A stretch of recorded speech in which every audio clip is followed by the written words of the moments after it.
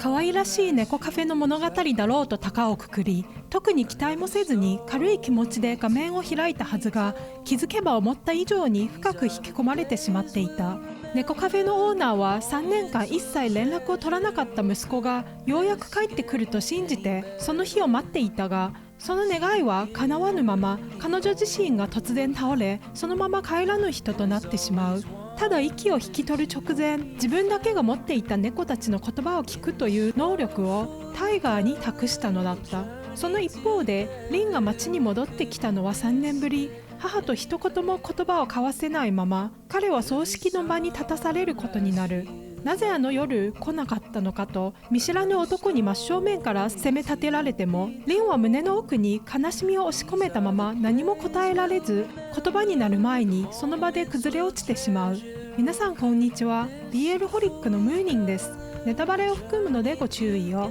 では早速始めましょう。この2人をつなぐ位置にいるのが、猫アレルギーを抱えながらもなぜか猫カフェのオーナーに金を貸し、嫌おうなくこの出来事に巻き込まれていくタイガーだった。リンはかつて自分よりも猫を優先する母親に耐えきれずに激しく衝突し、猫を置いて自分と生きるのか、それとも猫と生きるのかという究極の二択を突きつけた。母の表情に失望して家を出たリンだが、今回の帰還も本来はもう一度だけ母に自分と海外で生きないかと確かめるためだった。リンはもちろん猫カフェも借金を相続するつもりはなく、猫たちは全て別々に引き取らせるつもりでいたが、必死に訴えかけてくる猫たちの声を聞いたタイガーが思わずリンを説得しようとしても、当然その言葉が届く余地はなかった。だが後になってリンの祖母から、あの時母はリンを産むために命を危険にさらしており、しかも父親はそんな状況でも顔を出さない男だったため、祖父は娘の身を案じて赤ん坊を諦めろと聞かされる。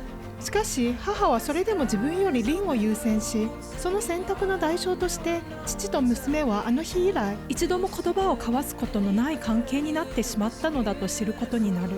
火葬の日を前にリンはいつまでもその場に立ち尽くしたまま一歩も動こうとせず、昼が夜へと沈み激しい雨が降り出してもなお、頬を伝うのが雨なのか涙なのか区別できなくなるほどただ濡れ続けていた。そこへタイガーが静かに傘を差して現れ、何も言わずに背中を向けた瞬間、リンはその背中に額を預け、声にすることすら抑え込んできた感情を咳を切ったように溢れさせ、ただ大きな泣き声だけを夜に放った。